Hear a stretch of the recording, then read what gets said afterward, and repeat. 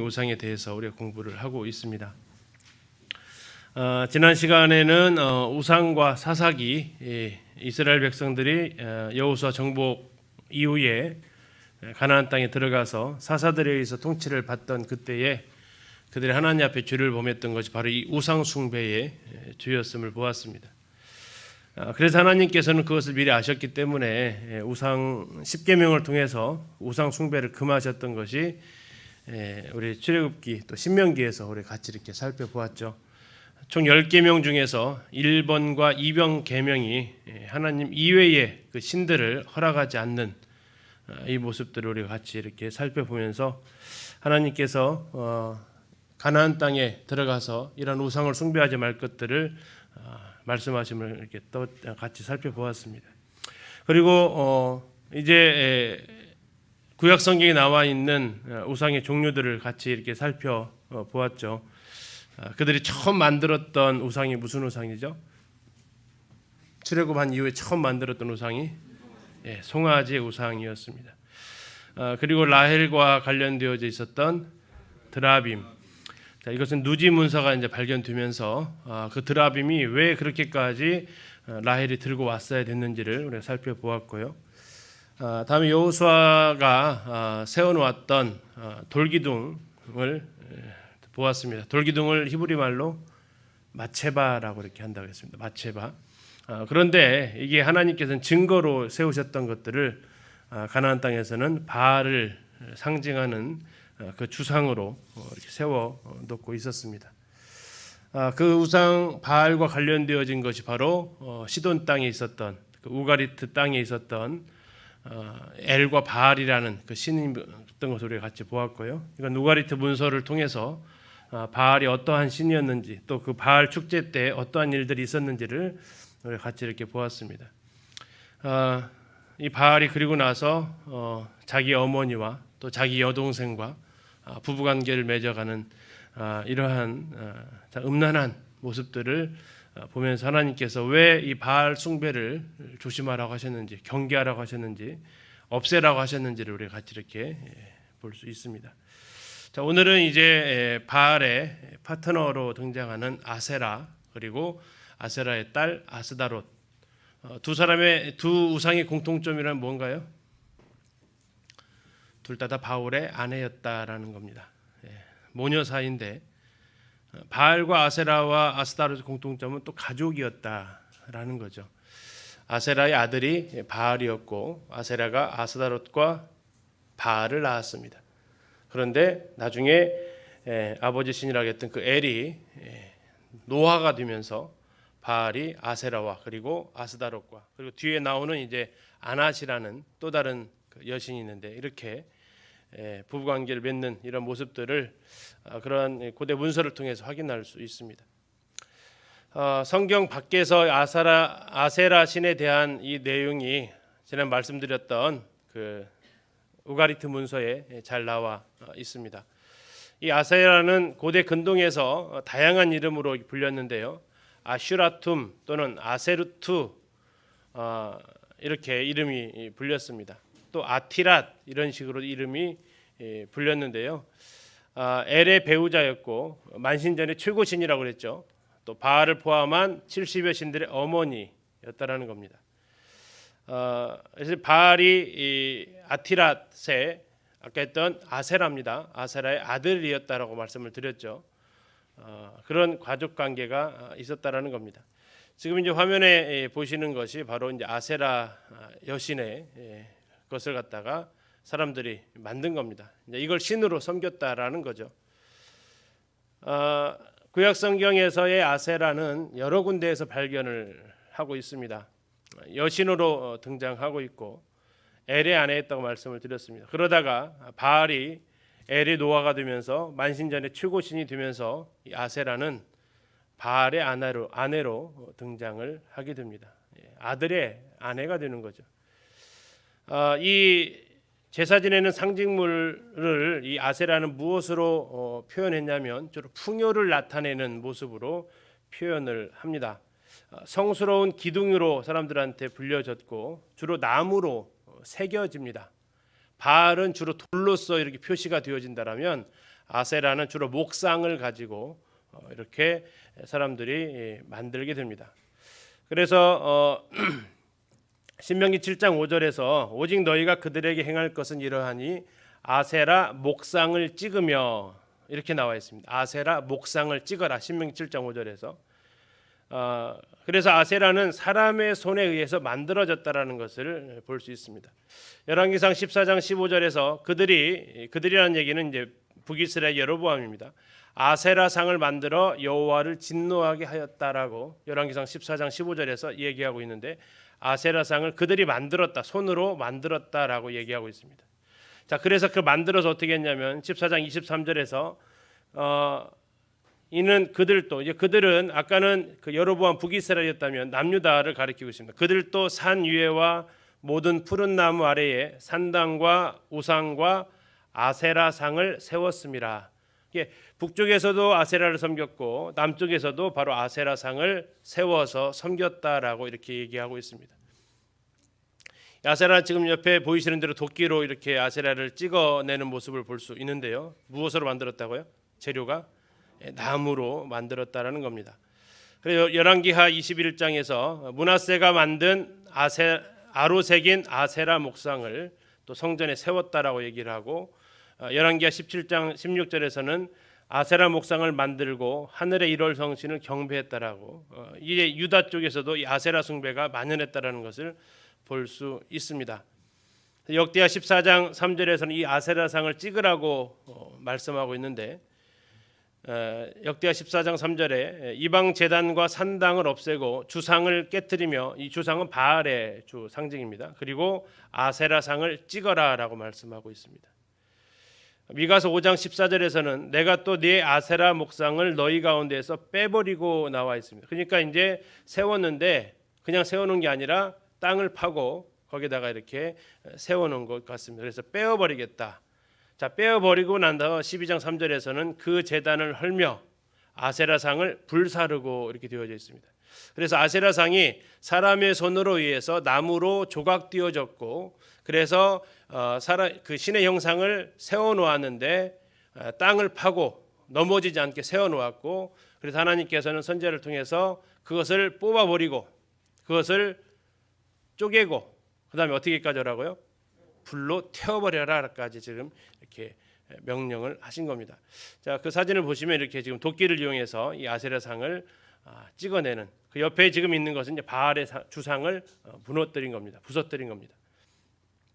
재료에 따라서는 이렇게 되어진 거죠.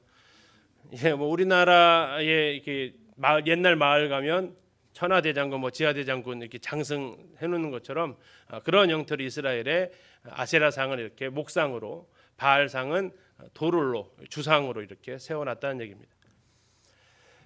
이세벨이 아하바의 아내였죠. 그가 이제 시돈 사람 저쪽 이스라엘의 저 북쪽에서 내려오는데 그가 내려와서 자기의 신을 이스라엘에 전파하는 전도자 역할을 하죠. 그가 어떠한 일을 했냐면 열왕기상 16장 32절 33절에 이렇게 기록되어져 있습니다. 사마리아에 건축한 바알의 신전 안에 바알을 위하여 제단을 쌓으며 또 아세라상을 만들었으니 그는 그 이전에 이스라엘의 모든 왕보다 심히 이스라엘 하나님을 노하시게 하였더라. 그래서 사마리아에 바울의 신전이 있었고 거기에 무엇을 세워놨다고요?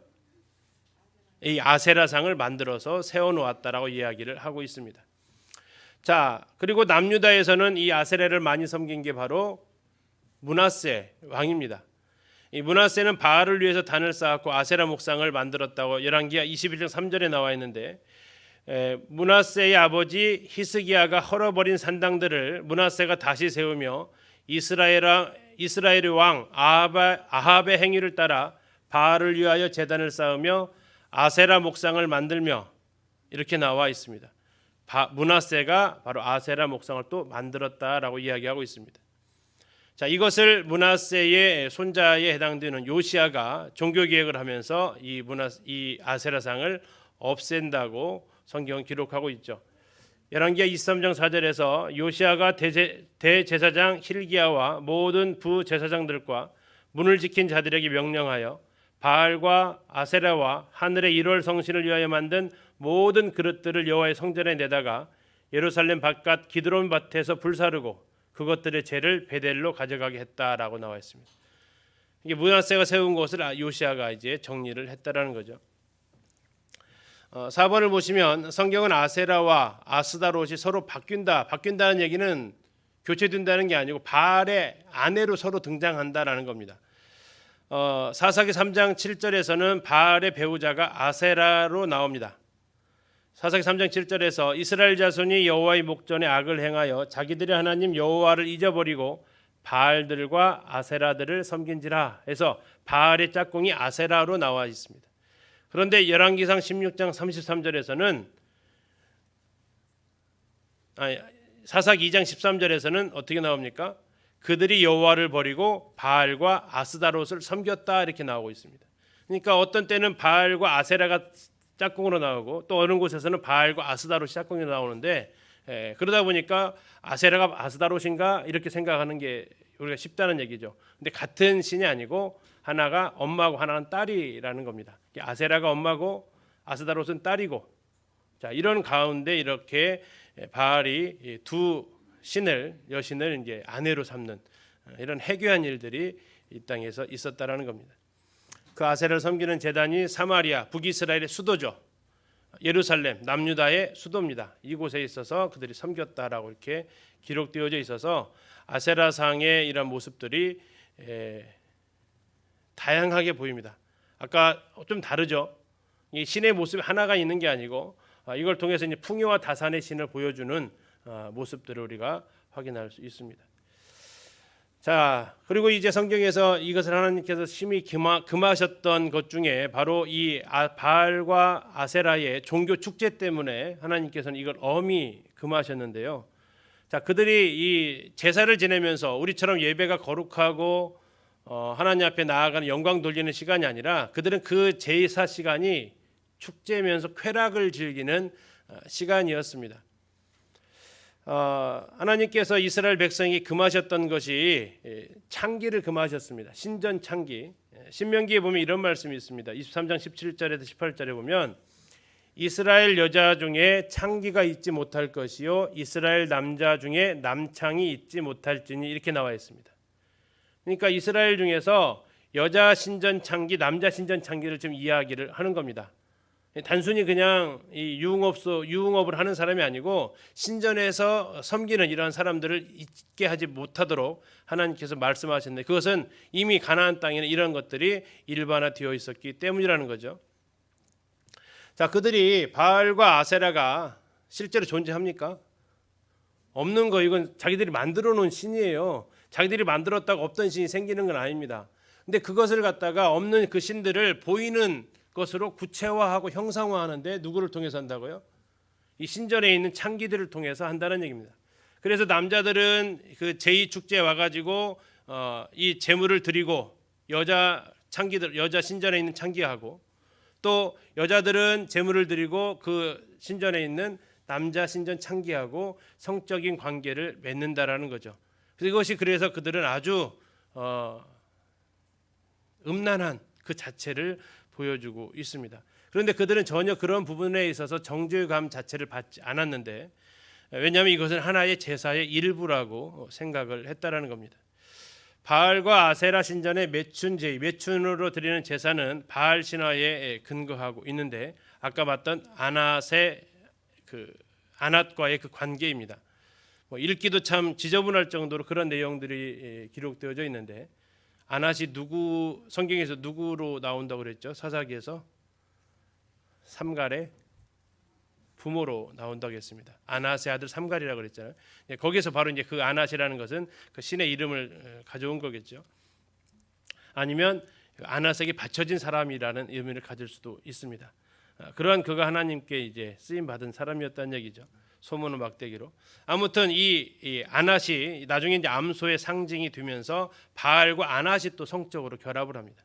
이게 바알이 아버지가 노아되면서 아세라와 그리고 자기의 여동생인 아스다롯과 또 자기를 구해줬던 아낫과 이런 가족 안에서의 이러한 음란한 일들을 했던 것들이 이제 기록에 나와 있고요. 자, 이런 것을 하면서 그들이 바랬던 것은 그걸 음란하다고 생각한 게 아니라 그렇게 해야만 뭐가 된다고요? 풍년이 된다라고 생각한 겁니다. 풍년이 된다. 그래서 하나님께서는 이러한 제의들을 계속해서 경고를 하신 겁니다. 출애굽기에서도 하나님께서 경고를 하셨습니다.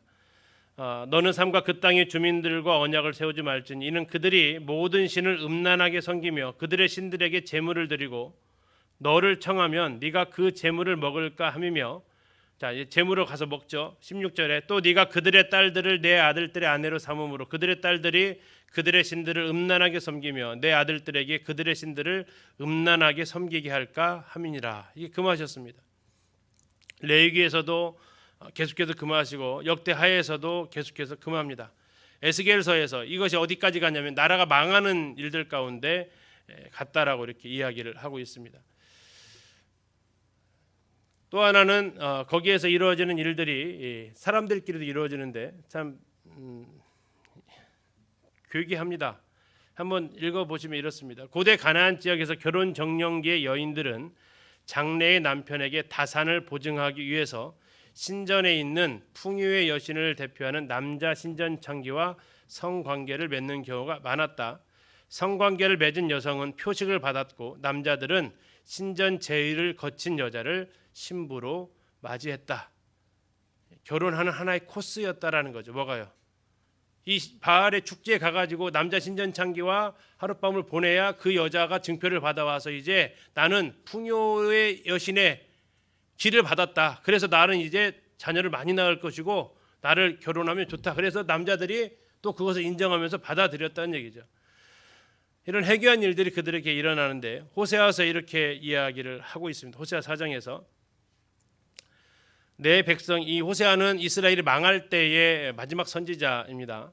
북이스라엘이 내 백성이 나무에게 묻고 그 막대기는 그들에게 고하나니 이는 그들이 음란한 마음에 미혹되어 하나님을 버리고 음행하였음이니라. 그들이 산 꼭대기에서 제사를 드리며 작은 산 위에서 분향하되 참나무와 버드나무와 상수리 나무 아래에서 하니 이는 그 나무 그늘이 좋음이라. 이러므로 너희 딸들은 음행하며 너희 며느리들은 간음을 행하는도다. 너희 딸들이 음행하며 너희 며느리들이 간음하여도 내가 벌하지 아니하리니 이는 남자들도 창기와 함께 나가며 음부와 함께 희생을 드림이니라. 깨닫지 못하는 백성은 망하리라. 이스라엘아 너는 음행하여도 유다는 죄를 범하지 못하게 할 것이라. 너희는 길갈로 가지 말며 베다웬으로 올라가지 말며 여호와의 사심을 두고 맹세하지 말지어다. 이스라엘은 완강한 암소처럼 완강하니 이제 여호와께서 어린 양을 넓은 들에서 먹임같이 그들을 먹이시겠느냐. 에브라임이 우상과 연합하였으니 버려두라. 그들이 마시기를 다하고는 이어서 음행하였으며 그들은 부끄러운 일을 좋아하느니라. 이게 하나님께서 이런 바알 제사에서 드려졌던 합법적 음행. 내가 말하고 있는 대로 그 딸들, 그 여자들을 나무라지 않겠다. 왜? 남자들도 똑같이 하고 있지 않느냐 하면서 이런 것들이 문제는 합법적으로 진행되었다라는 겁니다. 이들의 문화로 자리를 잡았다라는 거예요. 하는 것이 이상한 게 아니라 안 하는 게 이상한 것이 되어버린 시대가 되었고 하나님께서 심판하시겠다고 하시는 겁니다. 그럼 왜 그렇게 했느냐? 목적이 뭡니까? 풍요와 다산이 그들에게는 목적이었다는 겁니다. 쉽게 말하면 잘 먹고 잘 사는 것이 목적이었다는 거죠. 생육하고 번성하는 게 하나님께서 주신 복이지만 그들은 범죄를 통해서 이러한 생육과 번성을 퍼쳐나갔고 그것은 결국 그들은 저주를 받게 됩니다. 타락의 결과 자연은 인간에게 두려움이 되었고 인간은 욕망을 채우기 위해서 자연을 이용하고 파괴하는 이러한 일들이 오늘날까지도 계속해서 또 이루어지고 있죠. 그러면서 자연재해는 인간에게 고통을 안겨주었습니다. 오늘날 기후론자들은 얘기하는 것은 지금 일어나고 있는 코로나는 어쩌면 인간이 뿌린 그 씨앗을 거두고 있는 거다라고 이야기를 하고 있기도 합니다. 자연을 지배하라고 했지만 결국 그들은 자연을 경배하게 되었고 그런 자연의 그 신의 힘을 이용해서 풍요와 다산을 소원하면서 이것이 하나의 정말 문화로 장식되어지는 이런 바알과 아세라, 바알과 아스다롯의 문화가 이제 우리가 앞으로 보게 될 열왕기 상하에 계속적으로 진행되어지는 이스라엘의 범죄였다라는 겁니다. 그래서 우리가 지금 이것을 보고 있는 거고요. 자, 이제 9번으로 가면 바벨론의 신으로 갑니다. 이제 수메르 지역이죠. 마르둑이라는 신입니다. 눈과 귀가 4개가 있고요. 폭풍의 신으로 그는 불려지고 있습니다. 이 마르둑이 입술을 움직이면 입에서 불이 튀어나왔다라고 하고, 이 마르둑의 탄생과 어떻게 이 마르둑이 최고의 신이 되었는지 그러한 고대 문헌을 통해서 기록되어져 있습니다. 이 마르둑이 아까 엘이 그리고 바알이 저쪽 가나안 땅 그쪽 지역에서의 만신전에서 최고의 신이었다면, 마르둑은 바벨론 지역에서의 또 최고의 신이 됩니다. 성경에서는 이 마르둑을 벨 또는 마르둑, 무르닥 이렇게 소개를 하고 있습니다. 예레미야 50장 2절에 너희는 나라들 가운데 전파하라, 공포하라, 깃발을 세우라, 숨김이 없이 공포하여 이르라. 바벨론이 함락되고 벨이 수치를 당하며, 벨이 수치를 당했다 했을 때 이 벨이 마르둑이라는 겁니다. 무로닥이 부서지며, 같은 겁니다. 벨과 무로닥. 그 신상들은 수치를 당하며 우상들은 부스러진다 하라. 바벨론이 멸망할 것을 예고하면서 바벨론의 주신이었던 이들이 멸망한다고 지금 말씀하고 있습니다. 벨의 뜻은 바알과 같은 주인, 남편, 이것을 의미한다고 했습니다. 이렇게 생겼습니다. 지금 이제 나중에 이거 손에 들고 있는 거 물통 같이 생긴 거 있죠? 물통 같이 생긴 거요. 자, 이것은 이제 나중에 생명수처럼 이렇게 취급이 되어지고 이렇게 여러 이 모습으로 마르둑은 표현되어지고 있습니다. 자, 10번에 가면 이제 블레셋 지역에 있었던 다곤 신이 있습니다. 자, 다곤 신은 이게 또 이상한 내용인데요. 아까 바알의 아버지가 누구라고 그랬죠? 엘이라고 그랬죠. 근데 우가리 신화에 보면 바알의 아버지가 또 다간으로 나옵니다. 다곤으로 나온다는 얘기예요. 이들의 계보는 이해가 안 가는 계보예요. 풍요의 신으로 알려져 있고, 다곤은 이 메소포타미아 지역에서 유명한 신이었고요. 아모리 사람들에게도 유명한 신이었습니다.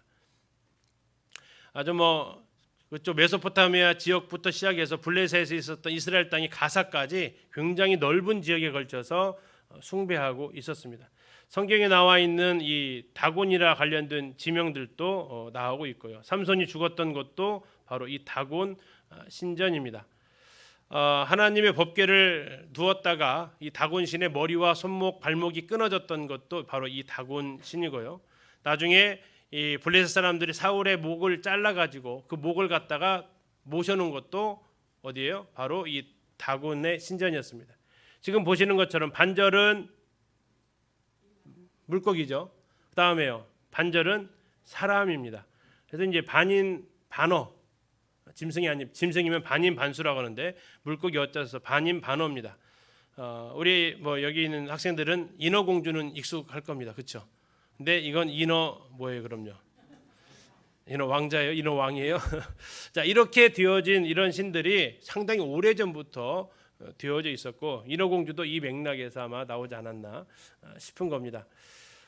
이러면서 이제 이 다곤 신이 굉장히 우대를 받았던 신 중에 블레셋에 해당되고요. 그 다음에 이제 하나님을 굉장히 분노케 했던 신들이 나오는데, 모압의 그모스, 또 암몬의 몰렉, 이런 신들이 나옵니다. 이스라엘이 요단강을 건너면 만날 수 있는 민족들이었죠. 요단강 동편에 자리 잡고 있었던 민족이 바로 모압과 암몬입니다.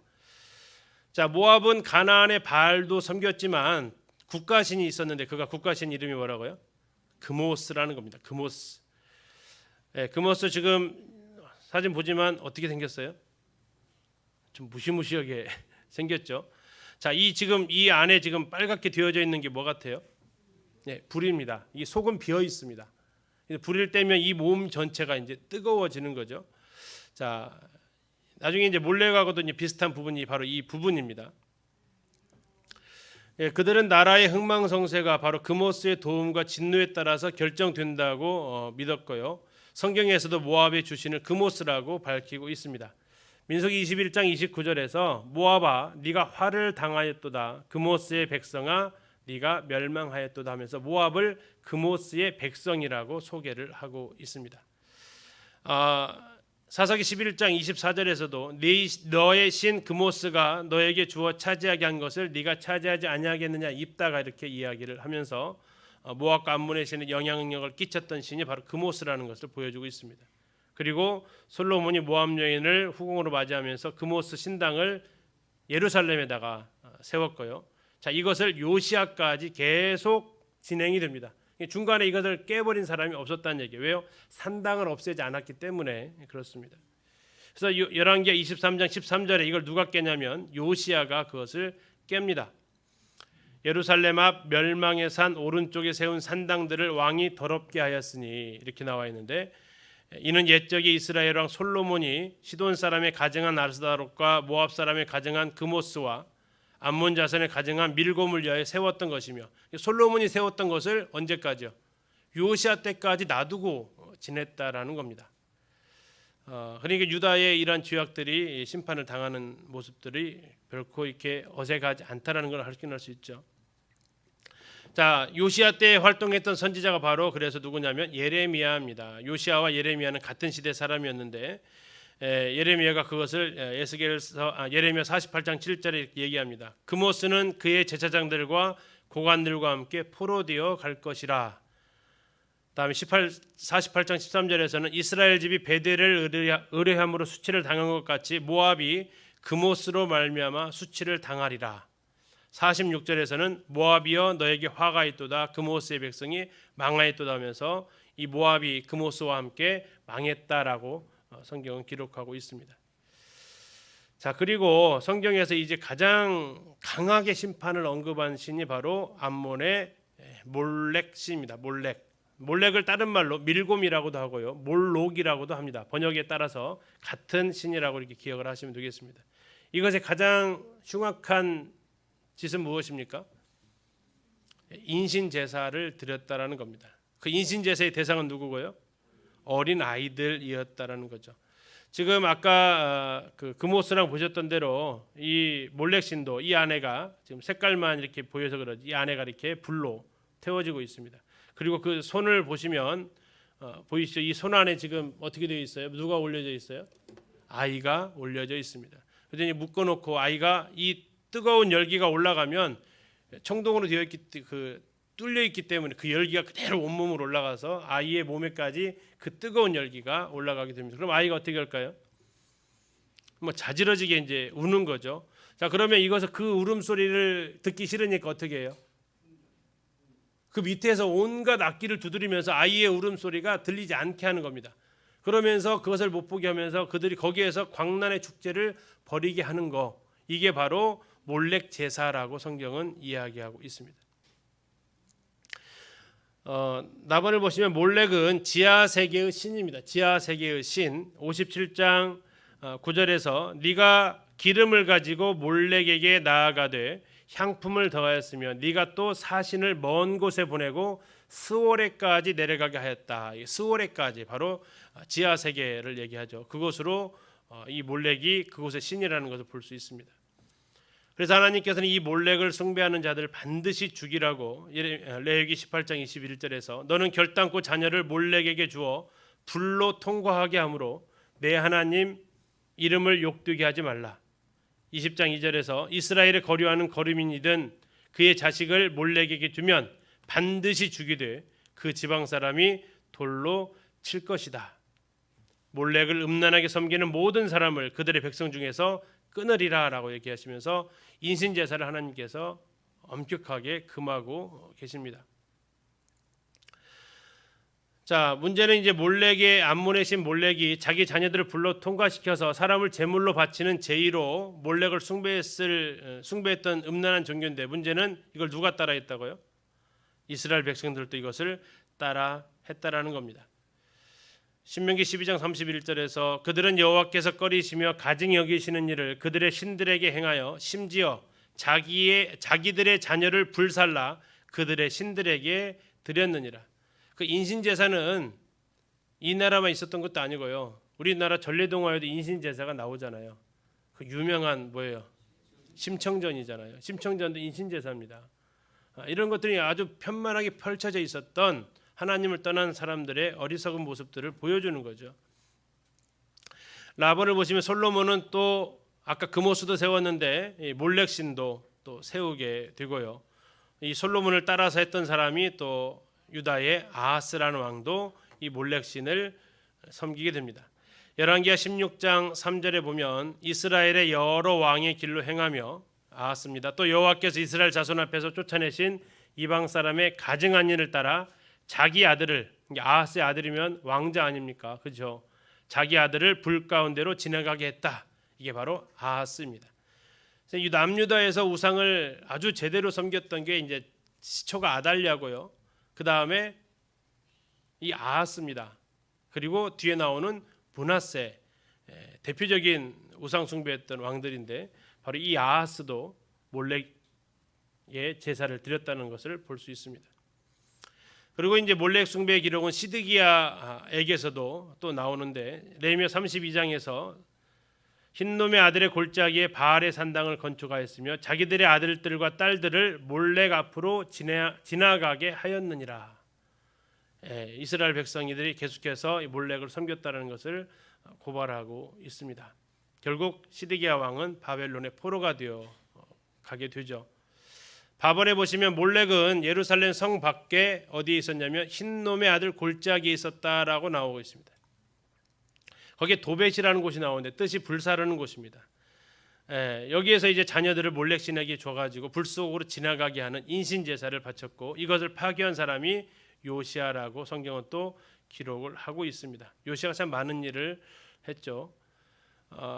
이 성경 곳곳에 몰록 제사가 열왕기하, 예레미야, 신명기, 에스겔 계속해서 나오는데요. 다시 말하면 이스라엘 전 역사 가운데서 이 몰렉 인신 제사는 끊이지를 않았다라는 것을 우리는 알 수 있고 이것이 바로 하나님을 진노케 하는 일들이 되었다라고 우리는 살펴볼 수 있습니다.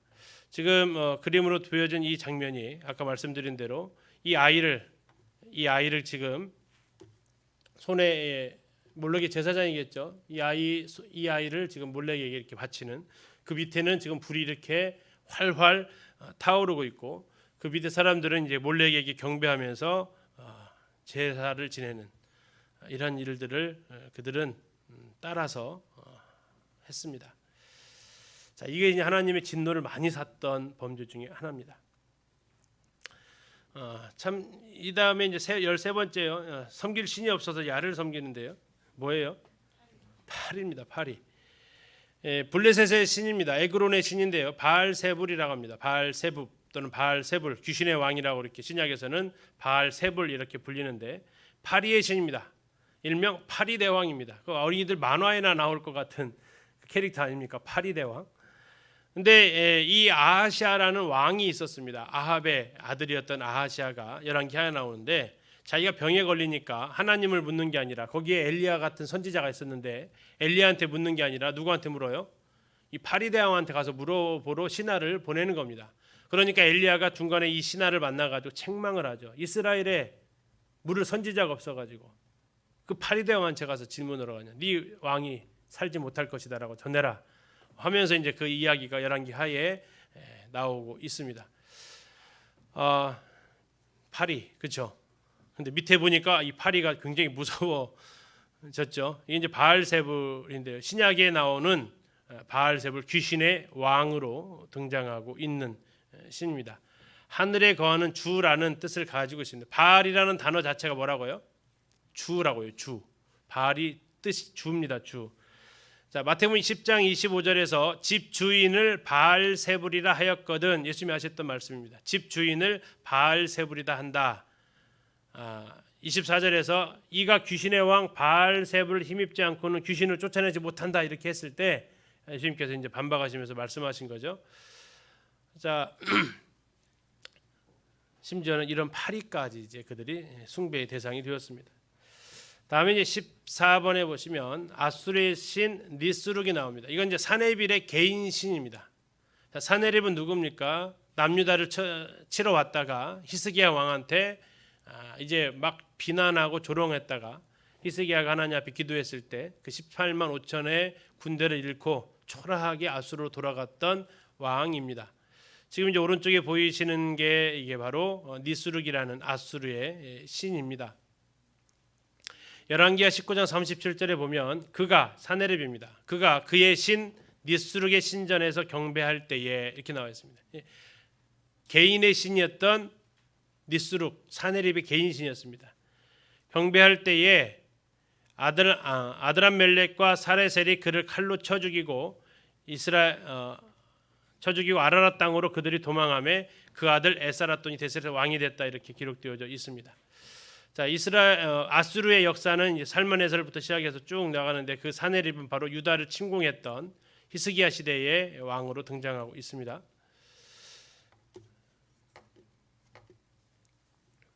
예, 그 다음에 이제 15번으로 가면 두무지, 다른 말로 하면 담무스로 이렇게 하시면 되겠습니다.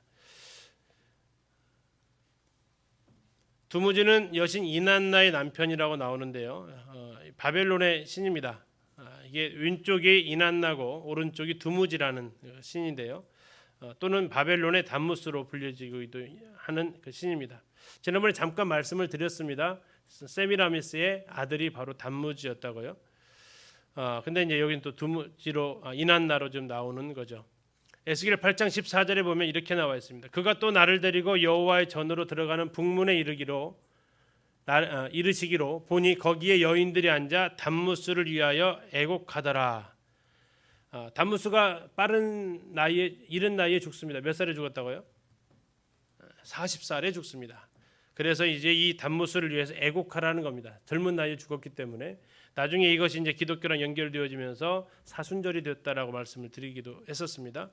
아무튼 이렇게 되면서 이 담무스는 숭배의 대상이 되었고 AD 1300년대까지 계속해서 담무스 숭배를 해오고 있었습니다.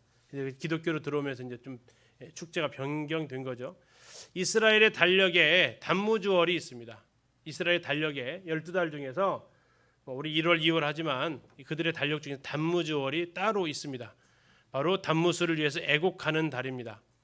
그런 것이 있을 정도로 그들에게서 아주 만연했던 이런 모습을 보여주고 있는 거죠. 다음에 16번에 하늘의 여왕이 나와 있습니다. 예전에 개역 한글에서는 하늘 황후라고 별명되어졌던 인물입니다. 예레미야가 활동하던 당시입니다. 다시 말하면 남유다가 이제 거의 망할 때라고 생각하시면 되겠습니다. 하늘의 여왕을 섬기는 예배가 예루살렘 거리에서나 유다 도시에 넓게 펴져 있었는데요. 예레미야 7장 16절에 이렇게 나와 있어요. 너는 그들이 유다 성읍들과 예루살렘 거리에서 행하는 일을 보지 못하느냐? 자식들은 나무를 줍고 아버지들은 불을 피우며 부녀들은 가루를 반죽하여 하늘의 여왕을 위하여 과자를 만들며 그들이 또 다른 신들에게 전제를 부음으로 나의 노를 일으키느니라. 온 가족이 누구를 위해서요? 하늘 여왕을 위해서 섬기는 겁니다. 온 가족이 즐겁게 하늘의 여왕을 위해서 빵을 만들었다고 얘기를 합니다. 전에 이제 우리 김은지님께서도 이 부분을 가지고 했는데 우상 숭배를 못하게 하니까 그들이 기뻐한 게 아니라 입이 한자나 나왔던 적이 있었습니다. 이렇게 얘기합니다. 예레미야 44장 17절부터 내용을 보면 17절에서 우리 입에서 낸 모든 말을 반드시 실행하여 우리가 본래 하던 것 곧 우리와 우리 선조와 우리 왕들과 우리 고관들이 유다 성읍들과 예루살렘 거리에서 하던 대로 하늘의 여왕에게 분향하고 그 앞에 전제를 드리리라. 그때는 어떤 때예요? 하늘의 여왕에게 분향하고 제사를 드릴 때에는 그때에는 우리가 먹을 것이 풍부하여 복을 받고 재난을 당하지 아니하였더니 우리가 하늘의 여왕에게 분향하고 그 앞에 전제 드리던 것을 패한 후부터는 모든 것이 궁핍하고 칼과 기근의 멸망을 당하였느니라 하며. 자, 우상 숭배하지 말라고 해서 그걸 싹 없앴더니 이제 오히려 그때부터 이제 못 살게 되었다라고 지금 원망을 하는 겁니다. 이게 지금 이스라엘의 영적인 상태고 이게 예레미야 때 나왔다는 얘기는 그것이 망할 때가 됐다라는 것을 확인할 수 있습니다. 예레미야 당시 유대에서는 메소포타미아의 다른 신들 왜 바벨론의 영향이 컸기 때문에 그렇습니다. 유행했던 모습을 볼 수 있습니다. 다에 보시면 하늘의 여왕이 누군가 여러 가지 의견이 있다고 합니다. 그러나 이것은 다 그게 그거고요. 이스라엘 백성들은 이런 여신을 섬겼습니다. 자, 이제 17번에 가면 섬기지 않아야 될 것까지 이제 섬기는데요. 이제 뭐까지 섬깁니까? 이제 성경으로 좀 돌아가자. 뭐 운동이 일어나는지 몰라도 구리뱀을 섬깁니다. 민수기 21장에서 불뱀에 물려 죽어가던 사람들이 모세가 뭐를 만들어요? 놋뱀을 만들잖아요. 그래서 그걸 보면서 산다고 하잖아요. 그래가지고 그걸 만들었는데 그걸 안 없앴어요. 누가 안 없앴을까요? 모세도 안 없앴고요. 여호수아도 안 없앴고요. 계속 그걸 간직을 하고 계셨던 것 같아요. 아무튼 이 놋뱀이 그들에게 있어서 언제까지 진행이 되냐면 히스기야 시대까지 이것이 계속 왔던 거예요. 어떻게 했냐면 남유다 사람들이 그 구리뱀 놋뱀에게 뭔 영험한 효력이 있는 줄 생각하고 그 놋뱀 앞에서 분향하고 숭배를 했다라는 겁니다. 그들에게 구리뱀은 생명의 전달자요, 독자적으로 생명력을 지닌 신으로 이제 변질되어지는데 이걸 히스기야가 부셔버립니다. 열왕기하 18장에서 히스기야가 그의 조상 다윗의 모든 행위와 같이 여호와 보시기에 정직하게 행하여 그가 여러 산당들을 제거하며 주상을 깨뜨리며 아세라 목상을 찍으며 모세가 만들었던 놋뱀을 이스라엘 자손이 이때까지 향하여 분향함으로 그것을 부수고 느흐수단이라 일컬었더라. 느흐수단은 놋조각입니다. 신 아니다. 이건 뭐라? 놋조각일 뿐이다. 와, 모세가 만들었던 것이요 지금까지 참 보존을 해왔어요. 대단하죠. 와, 하나님 말씀을 그냥 내팽개쳤던 사람들이 이 놋뱀은 계속해서 보관을 잘해서 숭배까지 했다라고 이야기를 하고 있네요. 하나님께서 그들에게 은혜로 베풀으셨던 것들을 그들은 우상으로 만들어버리는 어이없는 행동들을 하게 됩니다. 지금 이제 옆에 보이는 이 사진은 느보산, 모세가 이제 마지막으로 가나안 땅을 보았던 느보산에 세워진 그 놋뱀 아닙니다. 모세가 들었던 놋뱀 아니고 건축물로 되어져 있습니다. 이제 편집하다 보니까 제가 편집 실수가 있어가지고 지금부터 6슬라이드가 통으로 빠져 있습니다. 그래서 우리 단톡방에다 제가 올려놨어요. 그걸 참고하시면 되겠습니다. 자, 18번째로 1월 성신이 있습니다. 우리나라는 이걸 다른 말로 부릅니다. 1월 성신을 뭐라고 부르죠? 천지신명 이렇게 부르죠. 천지신명께 빕니다. 이렇게 정화 물한글 떠놓고 이렇게 했잖아요. 자, 그것처럼 이스라엘도 1월 성신을 섬겼다는 얘기입니다. 자, 일은 뭐예요? 일, 해, 월, 달, 성, 별. 1월 성신을 섬겼는데 다시 말하면 해와 달과 별을 그들이 섬겼다라는 겁니다. 가장 큰 힘은 누굴까요? 태양이죠. 뭐니 해도. 그리고 이제 메소포타미아에서는 주로 달을 섬겼고 이집트에서는 태양을 섬깁니다. 그래서 지난번에 우리가 시편을 공부할 때 시편을 연구하던 분 중에 낮의 해와 밤의 달이 너를 상치 않는다 했을 때 그 낮의 해를 그냥 햇빛으로도 보지만 뭐로도 해석한다고요? 이집트로서의 공격. 밤의 달, 그냥 밤에 있는 달도 해석하지만 또 뭐로도 해석한다고요? 바벨론의 공격. 거기서부터 보호해 주신다라고 이렇게 해석을 하기도 합니다. 그렇게 이제 한쪽은 태양신을 한쪽은 달신을 섬겼던 이 이스라엘을 중심으로 오른쪽과 왼쪽의 대표 신들이었습니다. 그리고 저녁에 이제 점술사들이 별들을 연구하면서 점을 치는데 이 별점을 했고 이 별점을 통해서 왕이 태어나고 죽는 이건 우리나라에도 있었습니다. 그래서 별똥별처럼 툭 떨어지면 뭐라고 얘기는 하죠? 별이 졌다라는 거죠. 뭐 이렇게 하면서 이제 그런 내용들이 우리나라 역사에도 나타나 있습니다. 자, 이런 것처럼 이스라엘도 바로 1월 성신의 숭배가 많이 있었고요.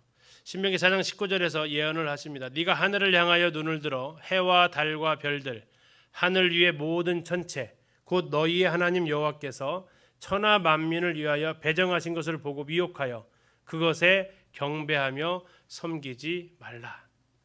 들어가기 전에 하나님 충분히 다 교육을 어쨌든 하셨어요. 그렇죠? 해와 달과 별들 하늘 위의 모든 천체 경배하고 섬기지 말아라 라고 신명기에서 분명하게 말씀하셨습니다. 17장에서도 내가 명령하지 아니한 1월 성신에게 절한다 하자. 그것이 너에게 알려짐으로 네가 듣거든 자세히 조사해 볼지니 만일 그 일과 말이 확실하여 이스라엘 중에 이런 가증한 일을 행함이 있으면 다시 말해서 1월 성신에게 절하는 사람이 있으면 너는 그 악을 행한 남자나 여자를 내 성문으로 끌어내고 그 남자나 여자를 돌로 쳐 죽이되. 1월 성신을 섬기면 어떻게 하라고요? 돌로 쳐서 죽여서 그 악을 없애라고 이렇게 이야기를 하셨습니다. 하나님께서. 열왕기 23장 5절에서 요시아입니다. 요시아 왕이 해와 달과 별대와 하늘의 모든 별에게 분향하는 자들을 패했다라고 이야기하고 있습니다. 자, 이렇게 그들은 곳곳에서 예레미야에도 해와 달과 하늘의 무별 아래에서 그들이 하나님 신을 또 섬겼고 욥기에서도 그런 모습들은 보고 있습니다. 이게 욥기는 아브라함 시대 때 관련된 사람이라 했기 때문에 그 시대에도 역시 1월 성신을 섬겼다라는 것을 알 수 있죠. 그리고 열왕기 23장 11절에는 그 태양 숭배가 대중적인 인기를 끌었습니다. 세 번역이 이렇게 되어져 있습니다. 요시아는 유다의 왕들이 주님의 성전 어귀 곧 나단멜렉 네시의 집 옆에 있는 태양신을 섬기려고 하여 만든 말의 동상을 헐어버리고 태양 수레도 불태워 버렸다. 자, 요시아가 아까 여러 가지 다 없앴잖아요. 뭐까지 없앴다고요? 태양신을 섬기려고 해서 만든 마르 동상까지 있었다는 거예요. 이것까지도 다 없애버렸다. 지금 예루살렘의 상황이 우상의 천지가 되어져 있는 것을 우리가 이렇게 지금 우상만 쭉 보니까 알 수가 있습니다. 라본을 보시면 아사왕과 요시아가 바로 태양상 숭배를 철폐했고 이사야는 태양상을 보지 말 것을 선포를 합니다. 에스겔에게 하나님께서는 태양신 숭배자들을 보여주시는데 그들이 태양신을 어디서 숭배를 했을까요? 에스겔 8장 16절 이렇게 나와 있습니다. 그가 하나님께서 또 나를 데리고 여호와의 성전 안뜰에 들어가시니라. 보라, 여호와의 성전 문 곧 현관과 제단 사이에서 약 25명이 어디에서요? 여호와의 성전 문 곧 현관과 제단 사이에서 약 25명이 여호와의 성전을 등지고 낯을 동쪽으로 향하여 동쪽 태양에게 예배하더라. 이게 예루살렘 성전에서 일어난 일이라고요. 성전이 등 위에다 딱 지고 예루살렘 성전의 문은 항상 동쪽으로 향해 있기 때문에 동쪽 해가 떠오르니까 성전을 등지고 동쪽에 있는 태양을 향해서 뭐 했다고요? 네, 엎드려 절하면서 예배했다. 이게 어디서 일어났다고요? 성전에서 일어나고 있었다고요. 아모스 선지자는 이제 별을 섬기는 이 숭배를 책망을 합니다. 거기에 보면 신이 나오는데요. 기운과 식굿이라는 신이 나옵니다. 너희가 너희 왕 식굿과 기운과 너희 우상들과 너희가 너희를 위하여 만든 신들의 별 형상을 지고 가리라 하면서 그러한 신들의 모습을 보여주고 있습니다. 이게 기운이라는 신, 다음에 식굿이라는 신 이렇게 등장하는데 이게 이제 어디서요? 아모스에서 나오는 신들의 모습이기도 합니다. 참 다양하게 섬겼죠, 그죠? 자, 그리고 이제 유다 왕들의 아킬레스건 산당입니다. 산당, 하이플레이스, 바마라고도 하는데요. 고대 가나안에서 정규적으로 종교적인 제사를 했던 장소가 바로 이 산당입니다. 높은 산에 있었기 때문에 산당이라고 했고요. 거기에는 나무들이 많이 있는 곳을 택하게 됩니다. 자, 이제 대표적으로 예루살렘의 유명한 산당은 도벳 산당입니다. 아까 도벳이 잠깐 나왔었죠. 이게 지금 위에 있는 게 보이십니까? 솔로몬이 극명한 죄악임에도 불구하고 몰렉을 위한 신전을 짓고 그곳에다가 경배를 한 곳입니다. 흰놈의 아들의 골짜기라고 이렇게 얘가 지금 위에가 보이는 것이 흰놈의 아들의 골짜기입니다. 다음에 이제 이 도벳에 나왔던 이런 모습들 보이는데 지금 이게 보이는 게 항아리에 뭐가 있었냐면 아이들의 뼈가 담겨진 것이 발굴이 되었습니다. 여기서 발견된 게 아니라 카르타고라는 곳에서 여기저기서 유아들 숭배가 되었던 거죠. 이렇게 이제 그 아이들 불로 태웠다고 그랬잖아요. 그렇게 태우고 이제 뼈만 남으면 이러한 유골함에다가 뼈를 담아 놨다라는 겁니다. 그것이 이제 발견이 된 거죠. 자녀들을 불에 사르고 바알의 신당을 건축하고 몰래가 앞으로 진행하게 했다라고 예레미야가 강력하게 이제 말하고 있습니다. 레위기 18장 21절 아까 말씀하신 대로 그렇게 한 사람은 반드시 죽이라고 하나님 말씀을 하셨고요. 이것은 아하스도 그랬고 므낫세도 그랬고 이걸 요시야가 결국 없앴다라고 성경은 기록하고 있습니다. 에스겔서 20장 26절에서 세 번역에서 이렇게 얘기합니다. 나는 그들이 모두 맏아들을 제물로 바치도록 시켰고 그들이 바치는 그 제물이 그들을 더럽히게 하였다. 내가 이렇게 한 것은 그들을 망하게 하여 내가 주인 줄 그들이 알게 하려는 것이었다. 하나님께서 이렇게 하도록 시키신 게 아니라 방치를 한 겁니다. 이제 망할 때가 다 되었기 때문에 안타까운 심정을 그 하나님 마음을 읽을 수 있는 구절입니다. 다음에 그 문둥병 아람 장군 누구죠? 나아만이죠. 그 사람이 했던 말 중에 나오는 아람의 신입니다. 림몬 신입니다. 우가리 신화에 나오는데 하닷이라고 나오는데 바알의 또 다른 이름이 바알 신과 같이 이름을 붙여줄 수 있다는 얘기죠. 천둥과 번개의 신이고요. 열왕기 5장에서 이렇게 얘기합니다. 여호와께서 당신의 종을 지금 나아만입니다. 용서하시길 원합니다. 곧 내 주인께서 림몬의 신당에 들어가 거기서 경배하며 그가 내 손을 의지하시며 내가 림몬의 신당에서 몸을 굽히오니 내가 림몬의 신당에서 몸을 굽힐 때에 여호와께서 이 일에 대하여 당신의 종을 용서하시기를 원하나이다. 이렇게 이야기를 하고 있습니다. 바로 암몬 그 왕이 섬겼던 림몬 신의 모습입니다.